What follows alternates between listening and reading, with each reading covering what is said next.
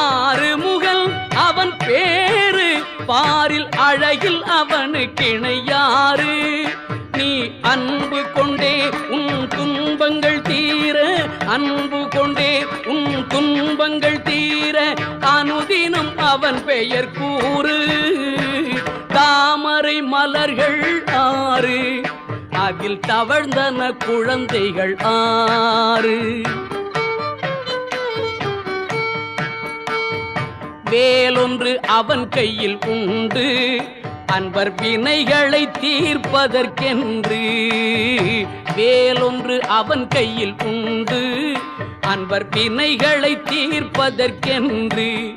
நீ வேலை நினைந்து வணங்கி வந்தாலே வாழ்வில் சுகம் என்றும் உண்டு.